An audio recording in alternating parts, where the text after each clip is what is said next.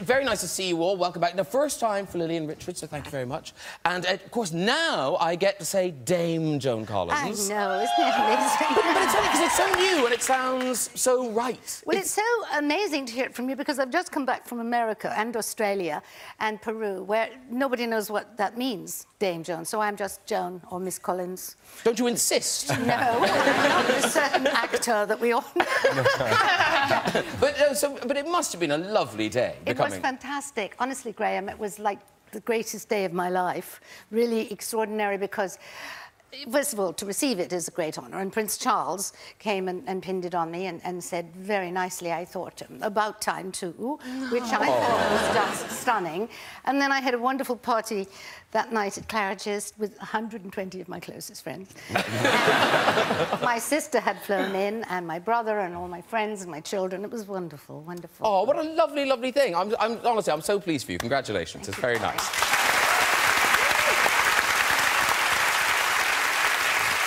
Now, here's the thing, because Lily and Richard, you're about to be Romeo and Juliet on the West End stage. Yes. But previously, Prince Charming and Cinderella in the big Disney live-action remake. And Lily James, as beautiful as you looked as Cinderella, well, as beautiful as you are, yes, but in Cinderella, the corsets in Cinderella, like, that must be properly painful, because that isn't your shape. Well, no, I mean, it's drawn in with... Yes. Very tightly. Your shape is close to it. Yeah, but you're very slim, so... Yeah, very slim. Yeah. But what happens when you try to eat with that arm? Well, I mean, I drank a lot of... Because it's long, long hours, I was trying to keep myself awake. I drank quite a lot of Coke, and so I was burping a lot in the corset, wasn't I? Yeah, but you learned your lesson the hard way after the first couple of night shoots we did, where you would over-eagerly eat, and then, like, it was shut down the set for a while Lily's like, oh, God, get it off. Really because the food's, like, here, and it just can't go down. You just really loosen it at lunch, because he's the one that has to bear the brunt of, you know... I thought you looked fantastic. But your dress was constraining, but oddly, Prince Charming's costume was quite constraining as well, wasn't it? You look good, too. Thanks. Yeah, it was very constraining in ways I'd not imagined. Because it was a Disney thing, wasn't it? It was a Disney thing, and it's kind of... here we go. It's Disney, and I'm in skin-tight, quite thin white trousers, or maybe some people would say leggings. I don't like to use that word. And they can be very revealing. So of course. We've spent a couple of days trying out different... trying out different jock straps. I feel just so dirty even saying the story. And a couple of days trying out these, and then once, I was standing with, you know, Sir Kenneth Branagh and Sandy Powell, this Oscar-winning costume designer, and trying on these things, and everyone's just kind of looking at you to see what they can and can't see under the lights. and then we tried out the latest one, which was just basically a corset for men. It was really, really tight, and we tried it, and they're going, yes, oh, this works, great, and chatting amongst themselves, and then they turned away, and then Sandy turned to me, and I was like tears welling in the eyes, going, I'm going to be sick, please.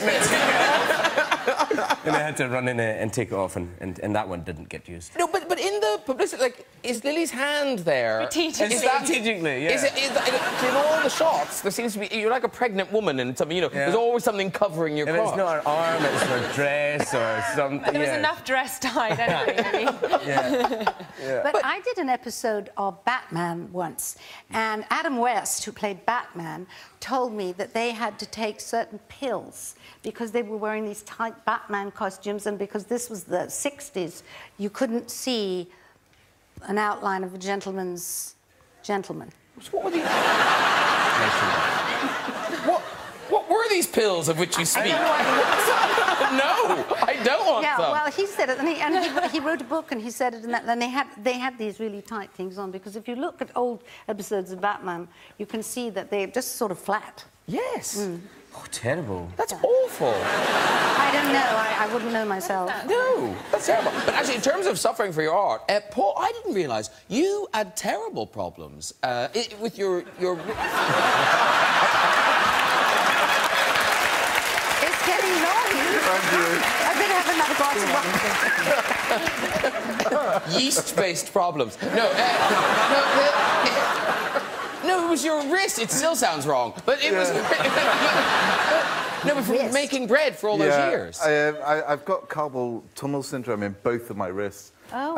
And it's really serious. Severe, yeah. It was diagnosed about 4 years ago. So I went to speak to consultants about it. He said, listen, you're going to have an operation.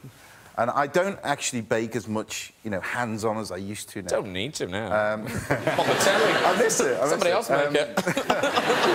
But now I've sort of stopped baking as much as it's actually alleviated a lot of the pain. Oh, so it's coming back? It's all right now. It's OK. I did speak to Mary about it. She goes, oh, I had it done. And Mary's had it done too. Mary had it done a few years ago.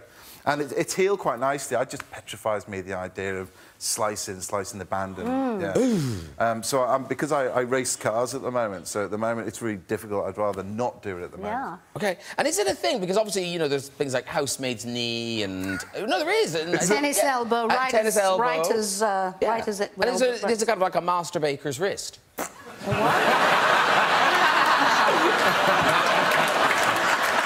I asked you this time.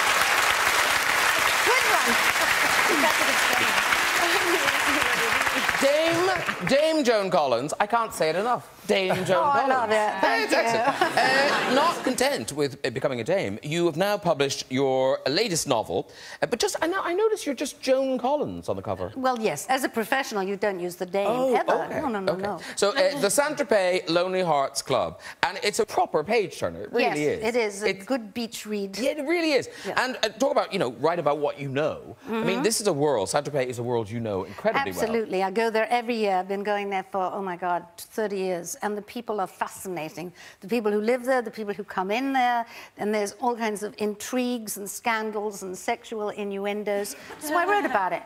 And it's changed a lot, Saint-Tropez. No, there was always scandals and innuendos, okay. Sexual.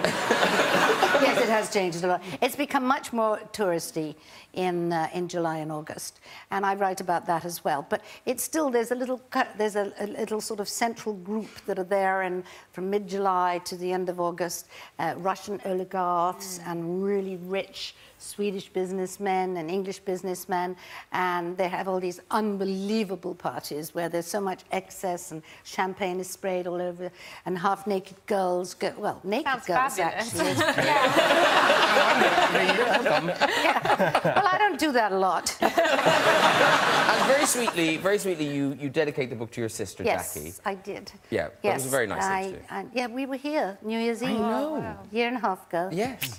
Yeah. In retrospect, do you now kind of understand or, I don't get why she kept it so private and secret? Absolutely. I think she was very, very brave to do that.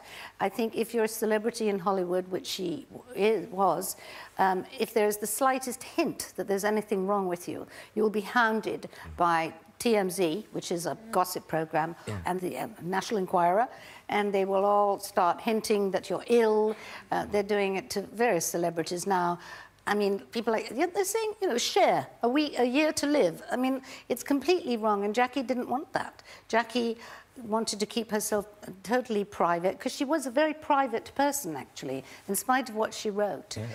But now, lots of the characters in this book, some of them are quite wild. Yes. Is it Fabrizio? Fabrizio Bricconi, yes. I love him. Now, he's quite... You do quite a full description of him. Oh, well, yeah, he's a rascal, but he's a lovable rascal. Could you read a little bit of... He describes himself in the book. OK. Can you read a little bit? Well, why not? Yeah, so you wrote it. All right, I wrote it. OK, so it actually starts with prologue. Lying face down in a pool, August. How has it come to this? Me, the stud of Saint-Tropez. 29 years old, handsome, devilishly amusing, big, censored. Every woman in Saint-Tropez gladly accepting my advances. Well, not every woman, but I am seldom turned down. Think of an Italian Brad Pitt crossed with the brooding Latin sex appeal of a Benicio del Toro, and that's me, the ultimate censored machine. Richard Madden's reading over your shoulder. Constantly censored. My body a factory of raging hormones. I don't like to boast. Well, actually, I do. Oh, very good.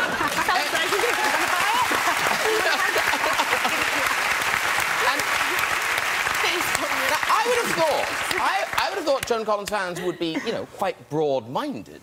I think they are. But apparently you have had some, not complaints, but so, you know, people have thought it is quite racy. Yes, I know. A lot of people have, well, not a lot, a couple, have asked me why I put in so many sex scenes. And I said, well, that, you know, having not read Grey is the New Black, what's it called? 50 Shades. Yeah, 50 Shades Grey. Grey. Yeah, my sister told me not to read it. But anyway, she told me about it. So I figured that, you know, that's what people do. I have read it. Yeah, and... Yeah. Well, I'm not going to be nasty about something. No, all right. Leave that to me. Have you read it? I read most of the first book, yeah. And? Well, I remember reading it on the tube and looking around, and there was a lot of other women reading it too, and I suddenly felt a bit embarrassed. I was like, oh, we're all living out some fantasy here. How do you feel if you're a guy sitting on the tube reading it? Why were you reading it, Richard? I wanted to, just because I wanted to know, just get some ideas. Let's not fight again. Did you test for the role? No, I didn't test for the role, no. Because you would have been good. He would have. Yeah. No, I didn't test for the role. Jamie's marvellous. He's marvellous. He is marvellous. I've not seen the film. I wanted to know what it was all about. So I found out. Yeah, it's such a huge thing. It's kind of nice to be a part of. Really? I've never read an erotic novel. You sound like a deprived child. I had never read an erotic novel. And here's the thing. You would think the world of baking would be such a refined, lovely world. But apparently when you do your live shows, Paul, all hell breaks loose. I mean, it's like a hen night or something. I mean, really, it's like the Chippendales with crusts. There's a review in one of the papers, and this person is writing, says, oh, when he fashions a bit of dough into anything remotely phallic-shaped, and tragically, many loaves are, the crowd go crazy.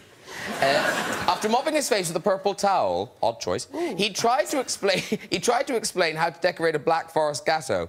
You just spread the cream, he begins. All over me boobs, shouted someone behind me. Does that happen a lot? Yes, it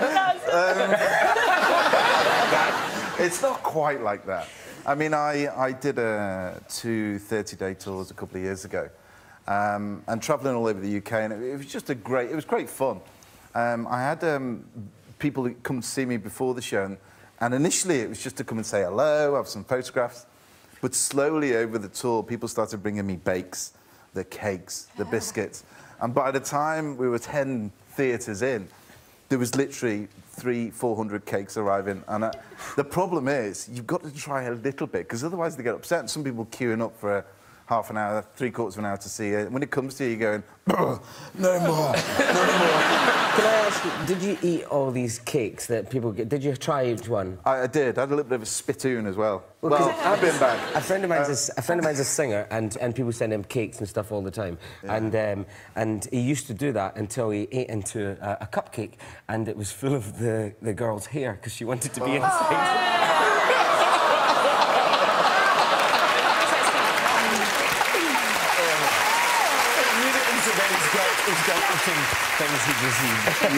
That would put you off. Yeah. Actually, talking of fans, how excited will fans be? Because Dame Joan Collins, you are back on the road. You are starting a new UK stage tour. Now, people have seen you before. Yes. They should know that this is a totally different show. Yeah, this is called Joan Collins Unscripted, which means that it's going to be totally like Now We Are. Yeah. There'll be lots of clips from Dynasty and other movies that I've done, but basically it's going to be me on the stage with Percy, my husband, asking questions, taking questions from the audience. We're writing it now. There will be some scripted things, but basically it's just going to be free and easy, and I'm going to make a few jokes and do a few things like that, because I've been doing it for 10 years. And in your last tour, you told a story, because you always imagine that your life is just glamour, glamour, glamour. But sometimes work does get in the way. In your last tour, you told a story about Frank Sinatra. Oh, Frank. Yes. Oh, Frank. I love that people can say Frank. I'm so jealous. Well, just remember, I went to Hollywood when I was 20, at the end of the golden age, when, you know, the guilt was beginning to turn. So I met everybody. I met Humphrey Bogart and Lana Turner and Hedy Lamarr and Frank Sinatra, and, you know, it was amazing. So about 10 years later, 8 years later, I'm doing this movie called The Road to Hong Kong with two more legends, Bing Crosby and Bob Hope. And we had three people who were coming on, the Rat Pack. It was Sammy Davis Jr., Dean Martin, and Frank Sinatra. And we had a scene together. It was the most ridiculous film. I was sent off into space, and yeah, one of those. Yeah. A classic. It's called The Road to Hong Kong, but it ended up The Road to Space. So I'm in space, in a sort of space outfit, and two spacemen are there, either side of me. One is Dean Martin, the other one is Frank Sinatra, and they both are fighting over me and trying to kiss me. And it was, you know, really great. And I mean, you know, I was still pretty starstruck then. And so I'm living at home with my mother and father, and the next day in the morning, the phone rings, and Mummy comes in and she says, "It's Frank Sinatra on the phone with you." I said, "Frank Sinatra, hey?" So I said, "Oh, hi." And he said, "Hi, it's Frank." He said, "How would you like to have dinner with me?" And I said, "Oh, well, that would be very nice, yes." He said, "Tomorrow." I said, "Yeah." He said, "I'll send my plane for you." I said, "Your plane? Where are you?" He said, "Hamburg." I said, "Hamburg?" I said, "I can't possibly go to Hamburg. I mean, I've got an early call tomorrow." He said, "I'll change your call, honey." Wow. I said, "Well, you can't do that. I mean, I'm a serious actress. You can't change my call just because you want to have that." And he hung up. And that was it. He never asked me again, but I hear he asked Linda Evans, and she went.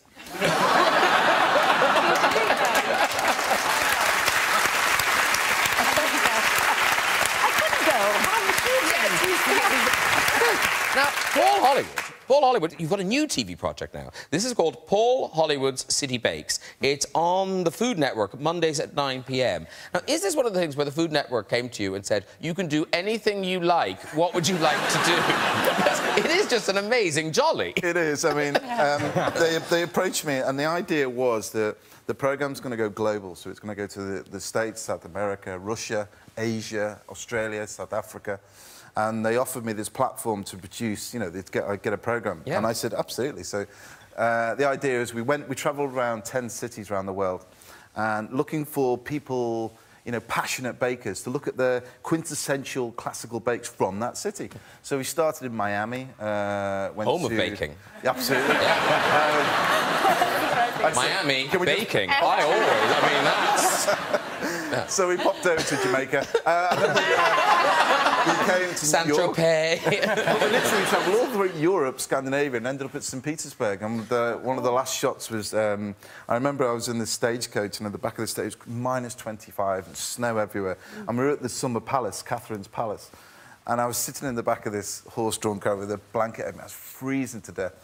And they got some beautiful shots, you know, going through. And then just seeing this palace, I went, how lucky am I? I mean, it was me following my baking passion and meeting people who are exactly the same as me, passionate about baking. And often we had problems with language. Yes. But stick me in the bakery and show me what to do, and I was off. Actually, Lily, did you film there in one piece? I did. I filmed at Catherine's Palace, yeah. It's amazing. Incredible. Was that in the summer or the winter? We were there in the winter. Oh, wow. It's covered in snow, like horse-drawn carts. Yeah. And I danced in the main ballroom. It was... Wow. It was breathtaking. Well, listen, we've got a clip of you. This is you on your visit to St. Petersburg, discovering a local ingredient. And because Paul's no fool, there's an accompanying book it's called The Weekend Baker. That's out on May 19th, and that's a collection of the recipes you... Yeah. And I mean, at the end of the day, you've got to have a book to back up the series. The amount of people that are saying, where are the recipes? Where are we going to find the recipes? And they do go on a website, but the book is a natural next step. Yes, and much more lucrative. Forgive me. Is Hollywood your real name? Yes, it is. It really is. Yeah, I mean, that's amazing. I never heard of anybody called Hollywood. Well, actually, what was hilarious, I remember I was patenting my name years ago. You know, to cover your name. And the legal lawyer in London sent out this to the company saying, Paul Hollywood wants to patent this. Huge amount of people from California came back, so you can't do this, you can't do that, you can't do that.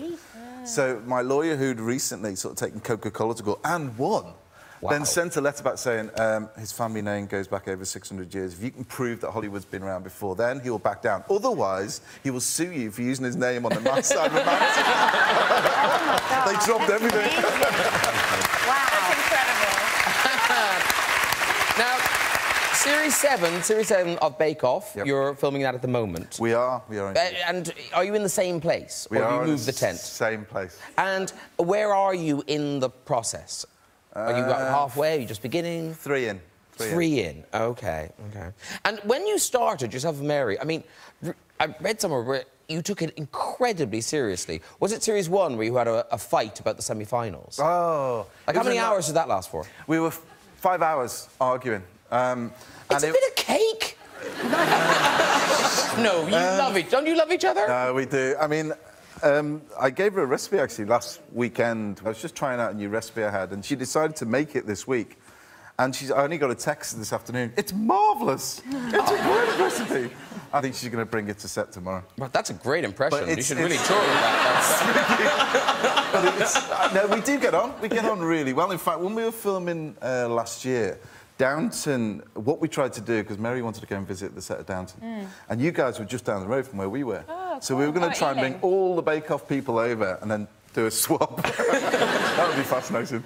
But you think that Mary butter wouldn't melt, but she has been a vandal, quite bad vandal. Listen, I got her arrested. Bad. I actually got her arrested. What it was, we were doing. You don't know.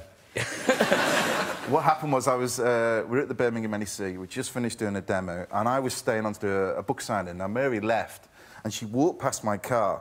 I then which is a very posh car. Yeah, it's a nice car. Yeah. And so she came out, left.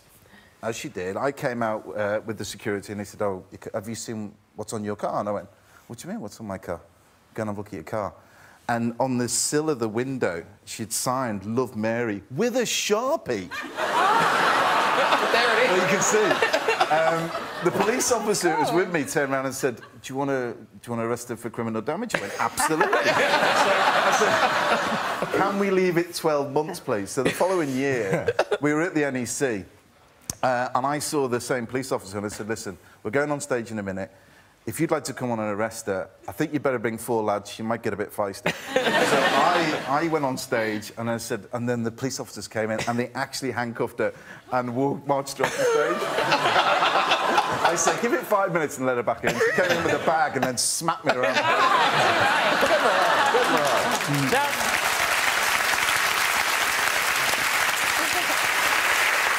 Here's the odd thing. The most controversial thing about Bake Off was nothing to do with baking. It was the squirrel nut scandal. You don't watch this show. So this is what caused the biggest... This is Christian Grey. Yeah, this really caused the big scandal. So it's just a clip of Bake Off. You know, they're doing those establishing shots. So we see the tent, the house... Here's the squirrel now. Check that out! Oh, no, go back to the thing. Go back. Look at him! I mean, proportionally, that's extraordinary. Oh! He just It's half his body. I want to tuck in your wire a bit because it's sticking out, but I don't want to... It's okay. There we go. It's up to you. Okay. I mean... You just wanted to touch Joan Collins, Richard. Stop it. Sorry. Don't touch the other guests. Now, ladies and gentlemen, what could be sexier than Richard Madden and Lily James together again as the star-crossed lovers in Shakespeare's Romeo and Juliet. Now, this is part of Kenneth Branagh's season at the Garrick, and they've put together a sort of little taste of what it might be like.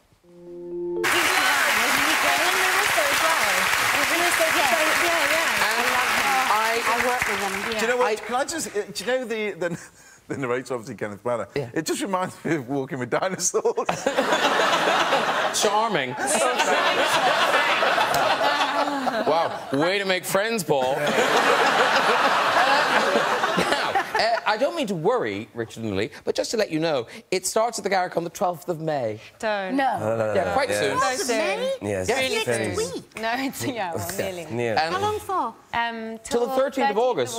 Yeah. Well, I'm definitely going to come and see please. it. And if you want to watch it live, you could in cinemas on the 7th of July. Ah, well, Picture I'll be in House. Central. That's all the dates. They record it and then they put it out. And now, the promotional material does make it look like it's quite raunchy. Ooh, is that what it's going to be like? I mean, it's horny teenagers, really. Yeah. If we really just call it that. Oh, God. I'm reading the articles tomorrow. Horny teenager.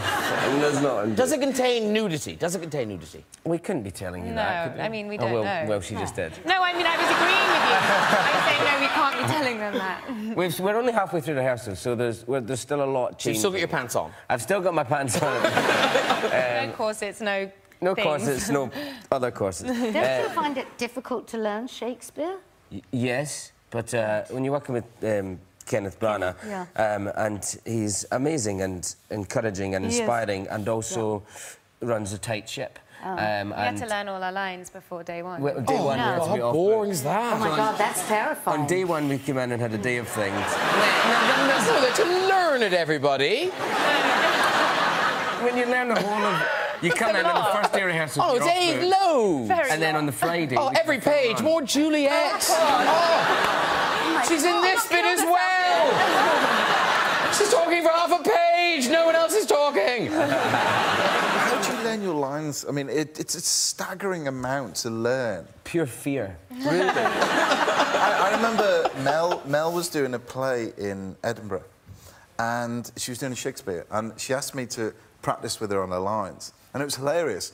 Every lunchtime we'd be practicing while Bake Off was on, and she's learning like sheets and shit. It just staggers me how you learn so much. Do you have prompts anywhere, or is it if you written on all the furniture? That's what Brando used to do, though, isn't it? That's what you know. And do you find, does it stay in your head after? Like, so if I talk to you in a year, would you remember it, or is it all gone? Do you know what I find? It goes, but more annoyingly is it's in your head all the time. So then you go home and go, you know, will thou have a glass of wine?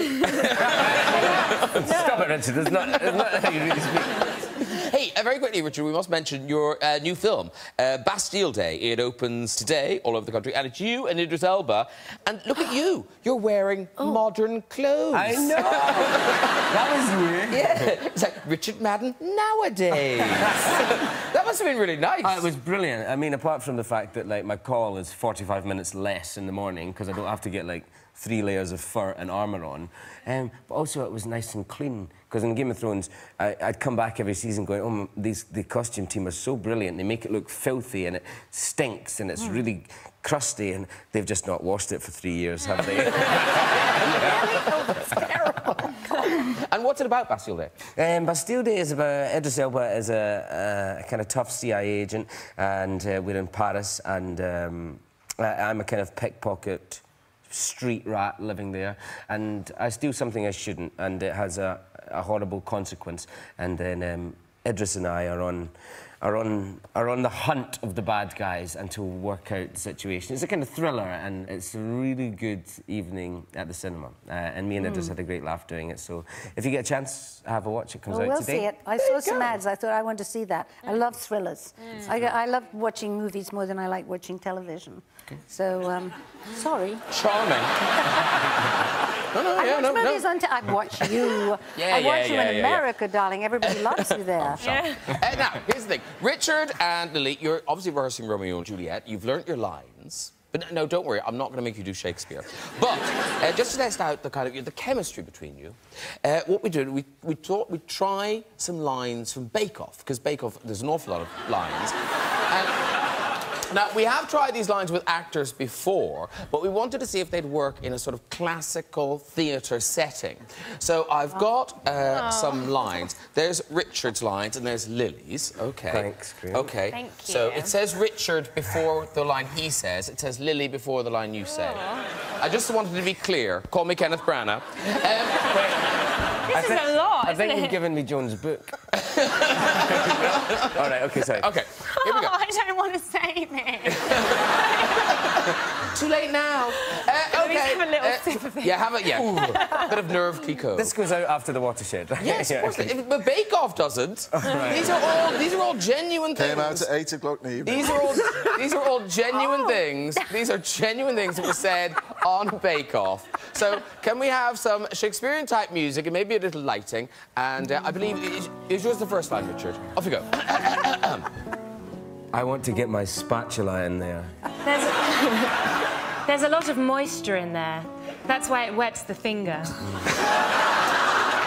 Your crack is nice and moist. Paul said that. Paul all said that. Oh, my God. I trimmed it before I went in. It's about half the size it was when it went in. Alack, I've got the taste of nuts coming through. Gosh, there's room for all sorts of things in there. Oh, this is why. There is no such thing as too big, not in my world. Beautifully done. Well done. Right, it's time for music. This new band, fronted by heartthrob Joe Jonas, hit the ground running with their debut EP, Sway. And their new single is sure to be this year's sound of the summer. Performing Cake by the Ocean, it's DNCE! Oh, there you go. Yeah, Have one. be careful with the drinks. Do you want some? This is mine. Oh, yeah, that's yours. Pre-ordered. Well done, you. Oh, yeah. Congratulations on that. That Thank you. is Cake by the Ocean, and that is out now. Is Yes, it it's not? out. Yes. And it's a huge hit all over the world, isn't it? It's been doing pretty well. Well, like for the first, straight out of the gates with DNCE, you must be thrilled. I'm very thrilled. Yeah. You know, inspired by his show, we're fine. Yes, of course. Paul, when you do the summer special, that can be the theme song. That's the yeah. thing. I'll use it all the time. I'm pitching it now. That's perfect. But here's the thing, there's a Swedish connection to the title of the song. Right, so there was a miscommunication. They confused the drink Sex on the Beach with Cake by the Ocean. And we wrote the song from there. That sounds delicious, doesn't it? Cake by the Ocean. It's a little messy, maybe a little salty as well. It'd be a drizzle. It would be a drizzle. Yeah. Yeah, we've all done that. So listen, thanks for coming, and thanks for playing it all live, because I know it's a lot of extra work. No, so, we prefer that. That's great. Joe Jonas at DNCE. Very good. OK. Before we leave you, we've just got time for a visit to the big red chair. Who's there, I wonder? Hello, sir. Hi. Hi. Dress Up Friday. Now, do you have a job, or have you just applied for a job? Oh, he's nice. Yes, nice. I was at an interview today, actually. Oh! How did it go? How did it go? I think it went really well, so Oh, fingers really? crossed. What sort of job was it? Customer service manager position. Oh, wow. What's your name, by the way? Michael. Michael. Lovely, Michael. Well, listen, good luck with the job. Do you have a job at the moment? I do, yeah, so this could be awkward.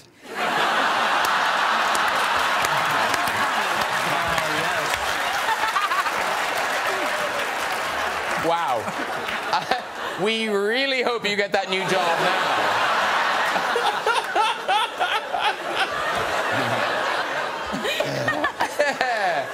Yeah, Monday at work. No, I was joking. All right, Michael, off you go with your story. I moved to London about 3 years ago to start a new job, funnily enough.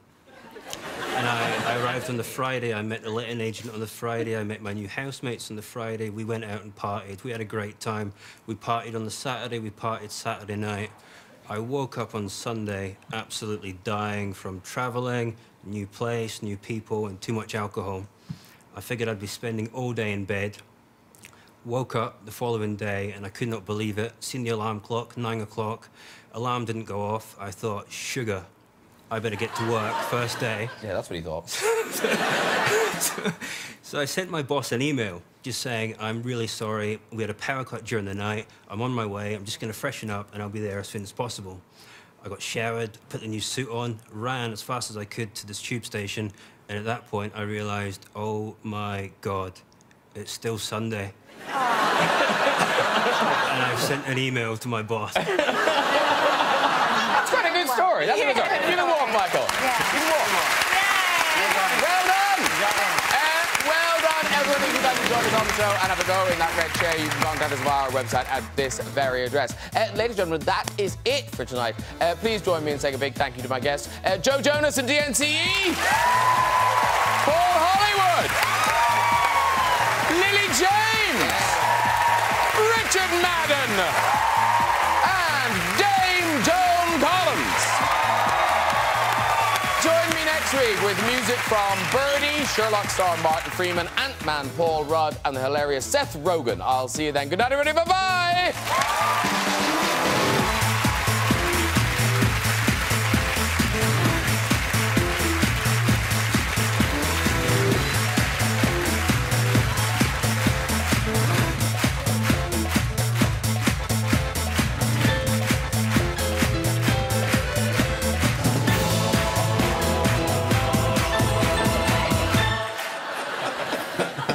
my friends, you know, and they hit middle age, they just go crackers. And suddenly, you know, all these women who've just spent years just sitting on a sofa with big fat arms, brushing Monster Munch off their fleece, suddenly